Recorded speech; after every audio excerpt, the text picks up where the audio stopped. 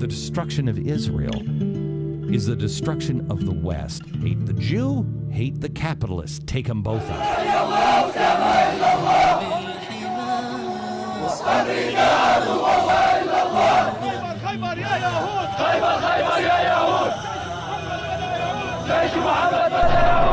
أيها الأمريكان سيعاقبكم الله أن يعلن الله الحرب عليكم يا آكلي الربا. إنكم وكأن الذي قتل يهودي واحد كأنه قتل 30 مليون يهودي. The reason why I have said go to Israel and stand in your own towns and band together, and I've said in the last few weeks, the hatred of the past is returning, and we are going to repeat exactly the same mistake. And the hatred for the Jews always is coupled with the hate of capitalism and the bankers. It's the bankers and the Jews. I mean, how many times have you heard those conspiracy theories about it's the Rothschilds? It's all the Jewish bankers from this is the hatred. And it's always under the surface. And it takes vigilance to make sure that it never does. It never pops up. Now you have the literal formation of a Nazi party. Does kill the Jews, kill the Jews, kill the Jews? Does it make sense a little more? Does it make it more real? How did we go from a nation that understood good versus evil just a few years ago to now when you hear hundreds of thousands of people in many countries chanting kill the Jews that we don't even recognize it? It's not even a blip on the radar. How's that happening? Just as it happened in Europe at the turn of the century, bit by bit, slowly. And you learn to dismiss it. Now, let me ask you this. If my neighbor was a Nazi and I were a Jew, and you were my friend, you were somebody who said, I'll stand by your side, and I had a neighbor who was a Nazi and hated me and was always over my fence saying, I'm going to kill you and your family. Get out of my neighborhood.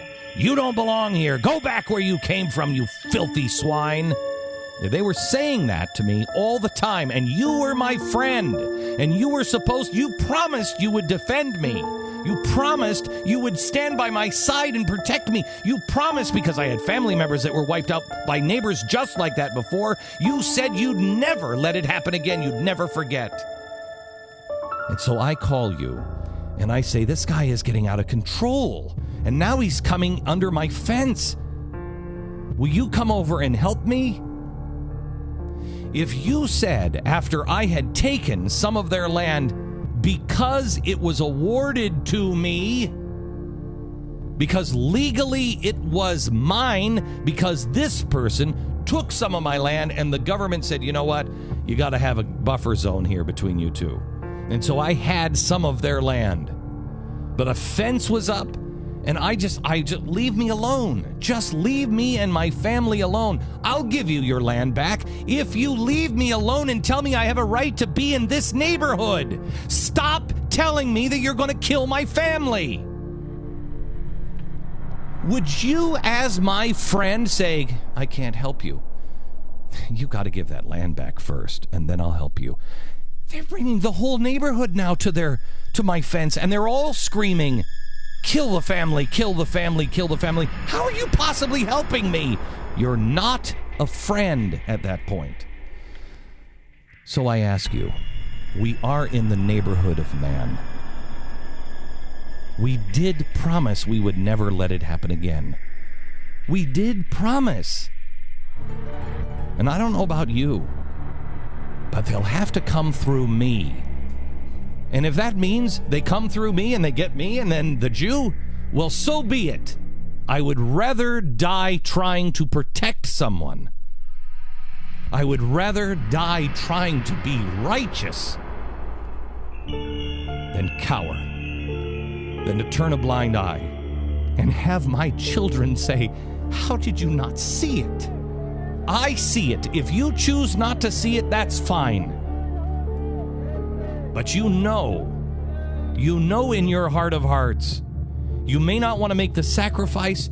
You may not want to admit it. You may want to think that this will all go away, but it never does. There's no more noble goal, none more, than to be the righteous among the nations.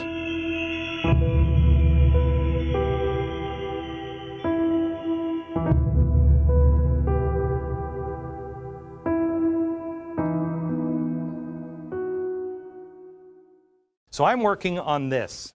Why don't we fix America, one town at a time? GBTV. The truth lives here.